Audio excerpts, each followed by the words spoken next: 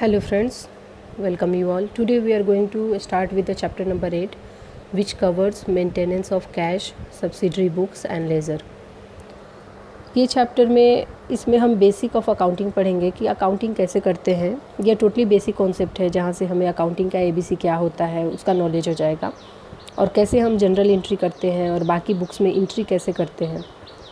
सो इससे concept based question पूछे जाते हैं और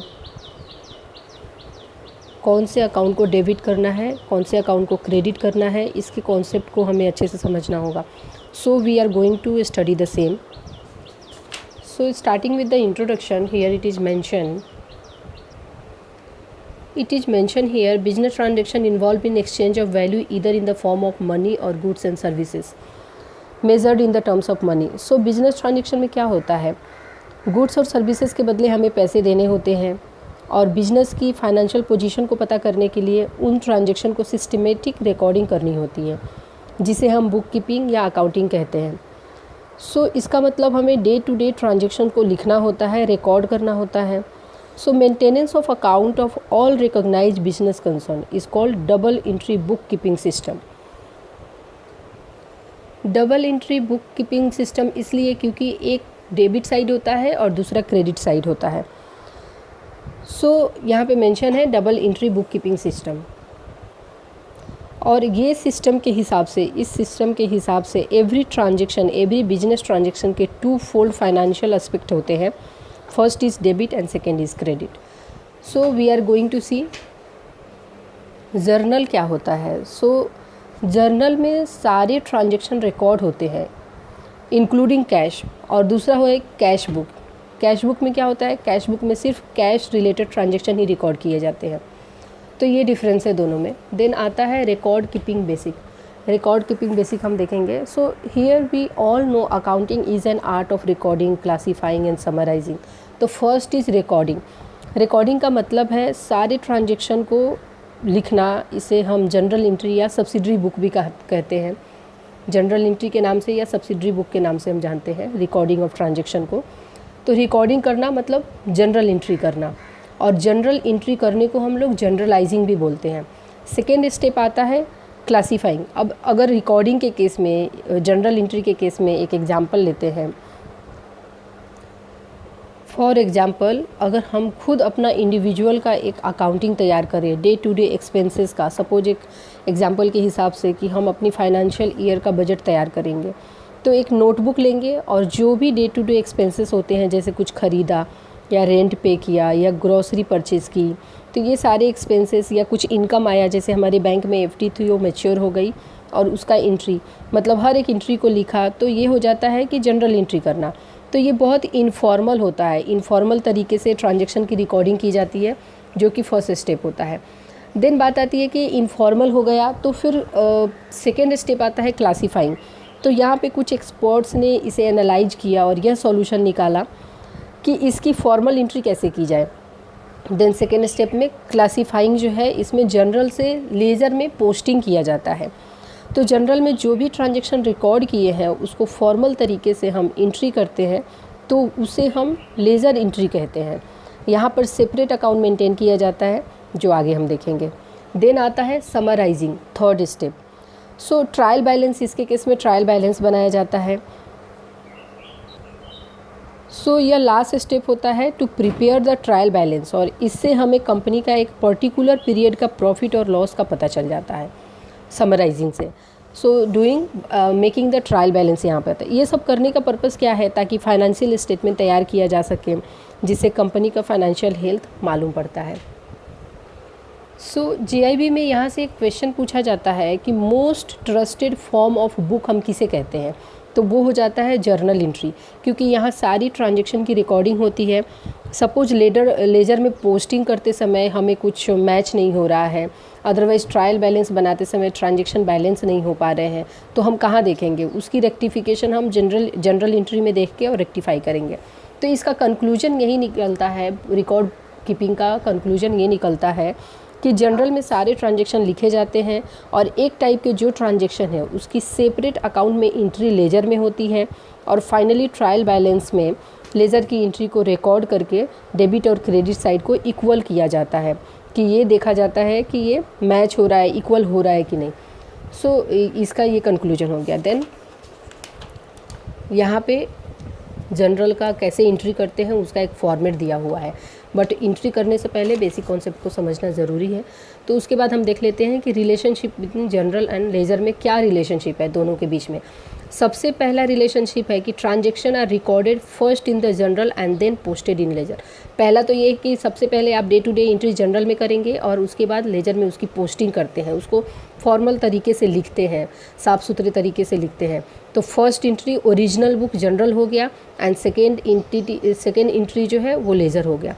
सेकेंड स्टेप है कि journal is a book of chronological and ledger is a book of analytical. Chronological का मतलब कि आप one by one, date by day to day, like 1 तारीख को क्या ख़रीदा, क्या सेल किया, क्या परचेज किया, क्या सेल किया, ये सारी की जानकारी, फिर 2 तारीख का, फिर 3, ऐसे करके आप क्रोनोलॉजिकल ऑर्डर में 1 2 3 ऐसे step by step, date by date आपको एंट्री करनी होगी। और ये एनालिटिकल है, मतलब इसके डेटा को, जनरल के डेटा को एनालाइज करके फिर आप लेजर में पोस्टिंग करते हैं। तो सेकेंड स्टेप हो गया। थर्ड है कि journal is more reliable as compare to ledger since the book is which the entries pass first. जैसा बोला अभी मैंने एग्जांपल दिया कि ये क्वेश्चन एग्जाम में भी पूछे गए हैं कि most trusted form of book किसे कहते हैं, तो जर्नल को कहते हैं, क्योंकि उसमें सारे डे टू डे ट्रांजेक्शन उसमें लिखे होते हैं, तो वो मोस्ट रिलायबल है compare to ledger. Then fourth है कि the process of recording transaction is term as journalising and process of recording transaction ledger is called posting. Starting में जैसे ही जनरल में एंट्री करेंगे और ट्रांजेक्शन की रिकॉर्डिंग करेंगे उसको जनरलाइजिंग कहा जाता है, और जर्नल से लेज़र में पोस्ट करने के, ट्रांजेक्शन को पोस्ट करने का जो एंट्री किया जाता है उसको हम लोग पोस्टिंग कहते हैं। तो यहीं पे दिया है कि posting means transferring the debit and credit item from journal to their respective account in the ledger. मतलब जनरल में आपने सारे एंट्री एक साथ कर दिए, बट लेज़र के केस में आपने उसको सेपरेट अकाउंट बना के आपने उसकी एंट्री की, तो वो पोस्टिंग कहलाता है।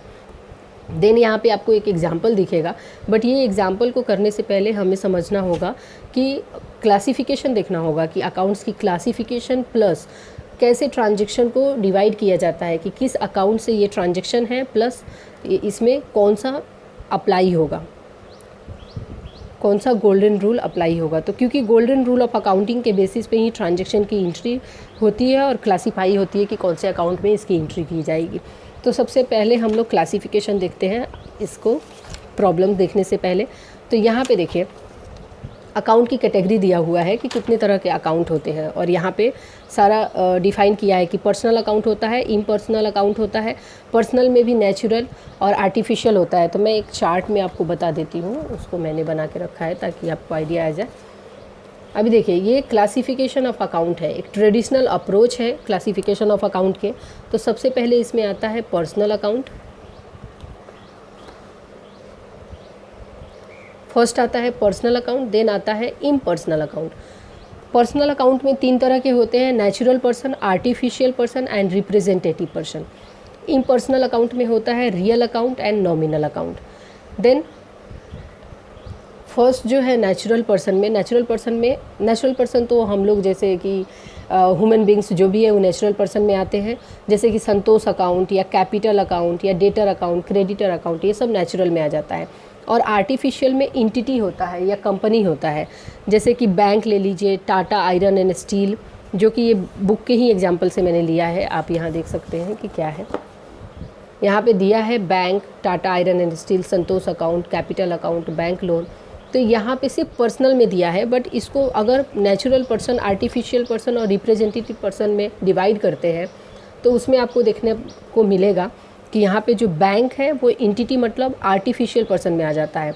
ये भी क्वेश्चन कभी कभी बनता है कि ये बैंक जो है आर्टिफिशियल पर्सन है या रिप्रेजेंटेटिव पर्सन है, तो आपको कंफ्यूज होने की ज़रूरत नहीं है, वहाँ पे आप टिक कर सकते हैं कि ये एंटिटी।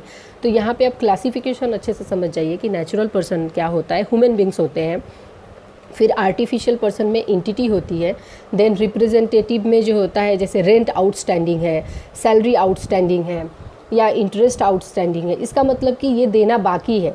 और जैसे प्रीपेड रेंट हो गया, ऑलरेडी पे कर दिया है।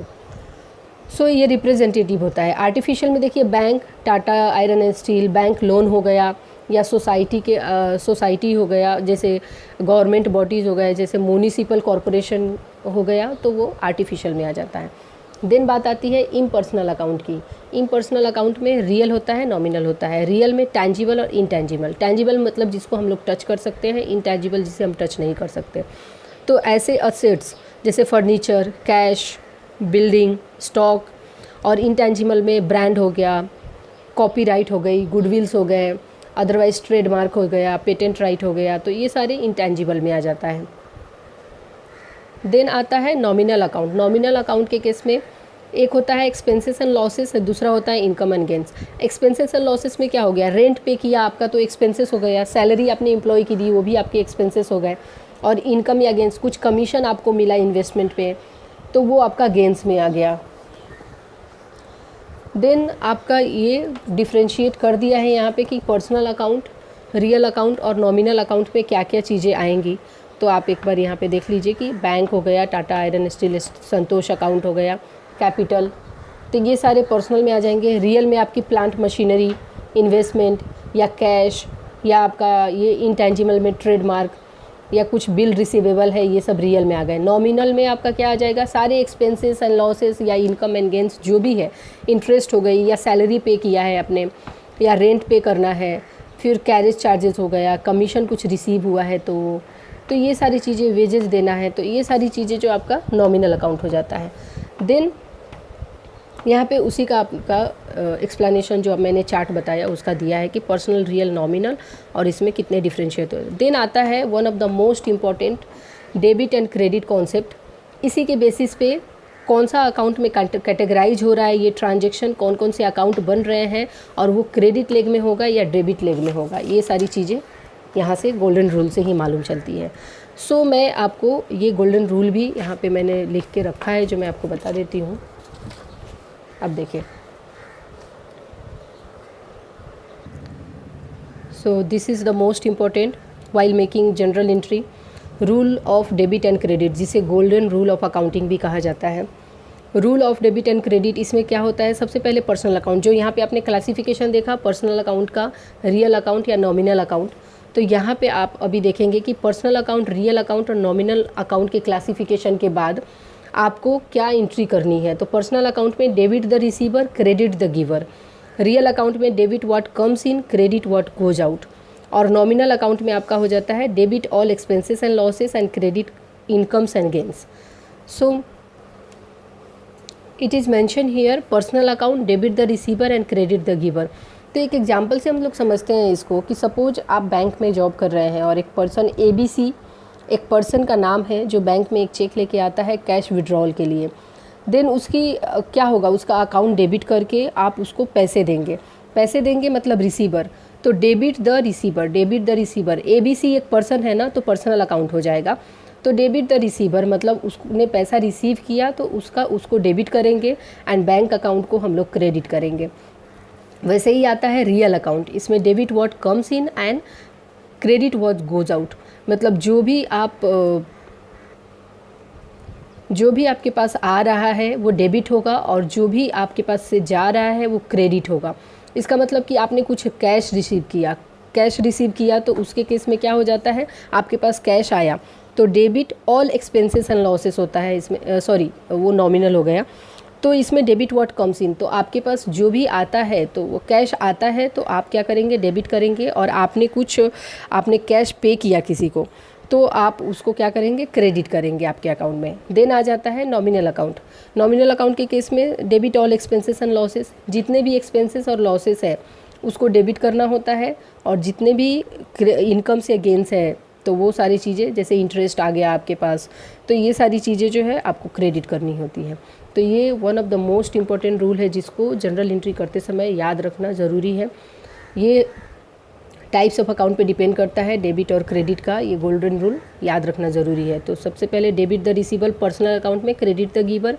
रियल में debit what comes in, credit what goes out. Nominal में expenses, debit expenses and losses, credit incomes and gains. Then उसके बाद आता है यहाँ पे कुछ रूल्स है, significance of debit and credit दिया है, तो वो एक बार बस एक गो थ्रू करिए, इसमें ज़्यादा कुछ बताने वाला नहीं है, आप गो थ्रू करेंगे तो समझ में आ जाएगा इसको।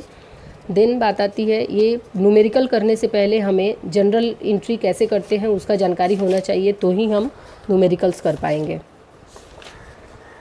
सो ये देखिए जनरल एंट्री करने का प्रोसेस को जनरलाइजिंग कहा जाता है। तो यहाँ पे देखिए जनरल के बुक ऑफ प्राइम एंट्री भी कहा जाता है, जहाँ सारे ट्रांजैक्शन रिकॉर्ड किए जाते हैं बिफोर पोस्टेड इनटू लेजर, और यहाँ ट्रांजैक्शन क्रोनोलॉजिकल ऑर्डर में रिकॉर्ड होता है, जैसे कि डे टू डे और डेट के हिसाब से डेट वाइज ट्रांजैक्शन की रिकॉर्डिंग होती है। सो ये जनरल एंट्री का फॉर्मेट है कि सबसे पहले डेट होता है, देन पर्टिकुलर होता है, फिर लेज़र फोलियो और एक वाउचर नंबर भी होता है। ये प्रैक्टिकल लाइफ में आप एक्सपीरियंस करेंगे कि जब भी बैंकिंग में वाउचर पे आप एंट्री करते हैं तो वाउचर नंबर डालना होता है। देन डेबिट अमाउंट होता है और उसके बाद क्रेडिट अमाउंट होता है। तो इसमें सारे एक्सप्लेनेशन दिए हैं कि डेट का मतलब क्या है, पर्टिकुलर्स का मतलब क्या है, ये सारी चीज़ें यहाँ पे दिया हुआ है। देन आता है कि जनरल एंट्री करते समय हमें किस बातों का ध्यान में रखना है। तो सबसे पहले आपको ध्यान में रखना है कि ट्रांजैक्शन को रीड करिए, क्या लिखा हुआ है। सबसे पहले ट्रांजैक्शन को रीड करना, फिर दूसरा ये आता है कि कौन से अकाउंट से ये ट्रांजैक्शन बिलोंग करता है। जैसे आप अभी हमने देखा पर्सनल अकाउंट है या रियल अकाउंट है या नॉमिनल अकाउंट है, तो वो फाइंड आउट करना है। फिर थर्ड है कि गोल्डन रूल अप्लाई करना है कि ये डेबिट साइड में जाएगा कि क्रेडिट साइड में जाएगा। देन नेक्स्ट आता है कि enter the date of transaction in the date column, कौन से डेट का ट्रांजैक्शन है वो लिखना है, और पर्टिकुलर एक शॉर्ट डिस्क्रिप्शन लिखना होता है, नरेशन लिखना होता है। जो हम बीइंग से स्टार्ट करते हैं ना, बीइंग परचेज फ्रॉम अशोका या कुछ ऐसा नाम देते हैं। Then enter the amount figure in debit and credit, जो भी अमाउंट हमारा रिलेटेड अमाउंट है उसको डेबिट और क्रेडिट साइड में हम उसका एंट्री करते हैं। सो यहाँ पे एक इम्पॉर्टेंट पॉइंट ये है कि जब भी ट्रांजैक्शंस में अगर किसी पर्सन का नाम मेंशन नहीं है, जैसे यहाँ पे परचेज गुड्स लिखा है, सोल्ड गुड्स लिखा है, पर्सन का नाम मेंशन नहीं है, और ये भी मेंशन नहीं है कि ये कैश बेसिस पे ख़रीदा गया है या क्रेडिट बेसिस पे, तो इसको हमेशा हम कैश पे ही कंसीडर करेंगे। एंड नेक्स्ट ये है कि अगर पार्टी का नाम मेंशन है, जैसे परचेज गुड्स फ्रॉम सुरेश, अगर पार्टी का नाम मेंशन है लेकिन कैश पेड या कैश रिसीव नहीं लिखा है, तो इसका मतलब हम लोग क्रेडिट समझेंगे कि ये ट्रांजैक्शन क्रेडिट पे हो रहा है। उसके बाद अगर वर्ड रिसीव और पेड मेंशन होगा ट्रांजैक्शन में, तो इसका मतलब कि कैश रिसीव हो गया और कैश पेड हो गया। Then the term purchase account should be used, goods जब भी देखिए, गुड्स जब भी खरीदने और बेचने की बात होती है तो परचेज अकाउंट और सेल्स अकाउंट के नाम से जाना जाता है। और गुड रिटर्न की बात आती है तो उसके केस में सेल रिटर्न और रिटर्न इनवर्ड भी बोलते हैं, या सिमिलरली गुड्स को अगर सप्लायर को रिटर्न कर से when goods are return to supplier, अगर आप सप्लायर को रिटर्न कर रहे हैं तो इस केस में क्या होता है, आपने जो भी खरीदा है वही रिटर्न कर रहे हैं ना, तो परचेज रिटर्न और रिटर्न आउटवर्ड के नाम से जाना जाता है। देन ये समझने के बाद हम लोग फर्स्ट जो एग्ज़ाम्पल था वो देख लेते हैं। सबसे पहला एग्ज़ाम्पल जो हमने स्टार्टिंग में रखा था, अभी कॉन्सेप्ट पता नहीं था और एग्ज़ाम्पल हमसे पूछा था, तो कॉन्सेप्ट अब समझने के बाद एग्ज़ाम्पल को हम लोग आसानी से कर सकते हैं। तो यहाँ पे ये हम लोग इलस्ट्रेशन देखते हैं कि ये एग्ज़ाम्पल हम लोग कैसे सॉल्व करेंगे। सो जनरलाइज पहला क्या दिया है कि journalise the following transaction and post them into ledger, इसको जनरलाइज करना है और लेज़र में पोस्ट करना है। तो ये जनवरी 2014 एक साल दिया है, जनवरी 2014 का, जिसमें डेट मेंशन किया है कि 1 तारीख 6, 8, 9, 15, 18 और 20, तो इस डेट को ये सारे ट्रांजेक्शन हैपन हुए हैं। तो सबसे पहला ये बोलता है कि 1 तारीख को कैश इन हैंड आपके पास कितना है, तो 15,000 रुपये आपके हाथ में है। तो इसका मतलब कैश का मतलब, कैश कौन सा अकाउंट होता है, कैश जो आपका है वो रियल अकाउंट आता है ना, कैश आपका रियल अकाउंट होता है। तो जब भी रियल अकाउंट का कॉन्सेप्ट आता है तो debit what comes in, credit what goes out. Debit what comes इन मतलब आपके हाथ में है, तो ये आपका क्या हो जाएगा, ये आपका डेबिट बैलेंस हो जाएगा। तो आपका ओपनिंग बैलेंस इसको बोलिएगा। ओपनिंग बैलेंस में यहाँ पे अगर लिखेंगे टू ओपनिंग बैलेंस, और यहाँ पे आपको 15,000 रुपीज़ जो है वो दिखाना पड़ेगा ओपनिंग बैलेंस में। सो आपका यहाँ पे ये 15,000 जो है ओपनिंग बैलेंस हो जाएगा। देन उसके बाद की एंट्री है कि 1 जनवरी को purchase goods from Ashoka, Ashoka से 5,000 रुपये पे गुड्स पर परचेज किया। तो यहाँ पे अकाउंट कौन सा बनेगा, सबसे पहले ये ध्यान दीजिए कि गुड्स के केस में हमने देखा था गुड्स सेल हो या परचेज हो तो हमारा परचेज अकाउंट ही बनेगा। और ये अशोका, अशोका कोई पर्सन है, ह्यूमन बींग्स है, तो इसीलिए ये पर्सनल अकाउंट में आएगा। और परचेज अकाउंट कौन से अकाउंट में आएगा, कैटेगरी जो हमने देखा था यहाँ पे ऑलरेडी हमने कैटेगरी देखा था पर्सनल और इम्पर्सनल का। तो अशोका नेचुरल पर्सन हो गया ना, तो ये ह्यूमन बींग्स हो गया, इसलिए ये पर्सनल अकाउंट में कैटेगराइज होगा। और दूसरा क्या हो रहा है, परचेज, परचेज का मतलब आपने कुछ खरीदा तो आपका एक्सपेंसेस हुआ, तो ये एक्सपेंसेस कौन से कैटेगरी में होगा, नॉमिनल कैटेगरी में होगा। तो इस यहाँ पे देखिए कि पर्सनल अकाउंट का रूल क्या कहता है, पर्सनल अकाउंट का रूल कहता है debit the receiver credit the giver. और नॉमिनल अकाउंट का रूल कहता है debit all expenses and losses credit incomes and gains. तो यहाँ पे आप कुछ खरीद रहे हैं मतलब एक्सपेंस कर रहे हैं, इसका मतलब कि उसको डेबिट में दिखाएंगे, आपको परचेज अकाउंट डेबिट हो जाएगा। तो यहाँ पे देखिए पहला एंट्री जो है परचेज अकाउंट डेबिट हो गया आपका 5,000। एंड उसके बाद इसमें क्या होता है ना कि किसी एक ट्रांजेक्शन का भी नेचर आपको पता चल गया तो उससे आप दूसरा ट्रांजेक्शन आसानी से लिख सकते हैं। अगर ये डेबिट होगा तो दूसरा क्रेडिट ही होगा, इसलिए to Ashoka account credit. Otherwise आपको मालूम है कि अशोका अकाउंट यहाँ पे पर्सनल अकाउंट है और पर्सनल अकाउंट का रूल है debit the receiver credit the giver. तो यहाँ पे अशोका को जो है goods purchase goods from Ashoka, मतलब अशोका से परचेज किया जा रहा है तो अशोका को पैसे मिल रहे हैं, तो इसके केस में क्या हो जाएगा कि क्रेडिट द गिवर। तो यहाँ पे क्रेडिट द गिवर हो गया 5,000। देन सेकेंड स्टेटमेंट क्या कहता है, उसके बाद स्टेटमेंट है 6 तारीख के डेट में सोल्ड गुड्स टू माधव। तो सोल्ड किया है मतलब कि सेल्स अकाउंट हो जाएगा, और उसके बाद क्या हो जाएगा, दूसरा माधव अकाउंट हो जाएगा। तो माधव के केस में माधव पर्सनल है, तो पर्सनल के केस में आपने देखा था माधव पर्सनल और दूसरा आपका सेल्स अकाउंट हो जाएगा। तो माधव पर्सनल और सेल्स अकाउंट। तो यहाँ पे देखिए सोल्ड गुड्स टू माधव, तो यहाँ पे आप देखिए माधव नेचुरल पर्सन हो गया तो पर्सनल अकाउंट, एंड गुड्स आपका जो हुआ सेल, तो सेल हो गया आपका नॉमिनल अकाउंट। सेल कर रहे हैं ना आप सेल्स अकाउंट कर रहे हैं, मतलब आप सेल कर रहे हैं तो कुछ आपको इनकम मिल रहा है, तो ये नॉमिनल अकाउंट में कैटेगराइज होगा। तो आपका पर्सनल अकाउंट का क्या रूल हो जाता है, debit the receiver credit the giver. And nominal का केस हो जाता है debit all expenses and losses credit all incomes and gains. तो इसके केस में क्या होगा कि आपका sold goods to Madhav, Madhav को कुछ आपने गुड्स सेल किया तो आपको इनकम आ गया। तो इनकम आ गया, इनकम आने का मतलब क्या हो जाता है कि आपके पास क्रेडिट इनकम एंड गेंस। तो अगर आप यहाँ पे माधव अकाउंट और सेल्स अकाउंट करते हैं तो आपका क्रेडिट इनकम एंड गेंस, तो टू सेल्स अकाउंट में अगर आप क्रेडिट डालते हैं तो माधव अकाउंट को आप डेबिट करेंगे। इसका मतलब कि माधव ने गुड्स रिसीव किया इसीलिए डेबिट द रिसीवर, तो उसको हमने 4,000 से डेबिट किया। एंड टू सेल्स अकाउंट में हमने 4,000 क्रेडिट किया। टू सेल्स अकाउंट में हमने क्रेडिट इसलिए किया क्योंकि credit all incomes and gains, sale करने पे आपको पैसे मिले तो आप अपने उसको क्रेडिट में दिखाया आपने। देन आता है next transaction is Pinto received goods, sorry Pinto invoiced goods. इसका मतलब क्या हुआ कि इनवॉइस का मतलब बिल प्रिपेयर करके भेजना। पिंटो इनवॉइस्ड गुड्स, इसका मतलब इनवॉइस करने का मतलब है कि पिंटो ने आपके पास बिल भेजा है, तो आपने कुछ गुड्स परचेज किया है उसका बिल है, उसने गुड्स के साथ भेजा है, तो पिंटो क्या हो गया, गुड्स का रिसीवर हो गया। तो यहाँ पे पिंटो अकाउंट बनेगा और परचेज अकाउंट बनेगा। सबसे पहला तो आपने कुछ परचेज किया ना, पिंटो ने कुछ परचेज किया तो एक पिंटो अकाउंट बनेगा और एक परचेज अकाउंट बनेगा। पिंटो ने कुछ परचेज किया तो परचेज अकाउंट के केस में क्या, यहाँ पे परचेज आपका परचेज करना मतलब, और आपने परचेज किया मतलब आपने पे किया कुछ, तो आपका एक्सपेंसेस हो गया। तो आपका debit all expenses and losses, nominal, purchase account तो नॉमिनल का हो गया ना, नॉमिनल अकाउंट हो गया, तो debit all expenses and losses. तो इसके केस में क्या हो जाएगा कि परचेज अकाउंट डेबिट हो जाएगा। तो यहाँ पे देखिए purchase account debit and to Pinto account 8,000 इसका क्रेडिट हो जाएगा, क्योंकि being purchase of goods on credit, credit पे आपने गुड्स परचेज किया इसलिए। देन आता है next transaction is purchase goods 9 के डेट में 9 जनवरी को गुड्स परचेज किए। तो यहाँ पे दो देखिए, अब पहले ही हमने जनरलाइजिंग के इसमें देखा था पॉइंट्स में कि अगर कुछ मेंशन नहीं है, कुछ पर्सन का नाम मेंशन नहीं है, कुछ परचेज का दिया है, सिर्फ परचेज गुड्स दिया है, तो इसका मतलब आपने कैश पे वो गुड्स खरीदा है। तो यहाँ पे एक परचेज अकाउंट हो जाएगा और दूसरा क्या हो जाएगा, दूसरा आपका हो जाएगा कैश अकाउंट।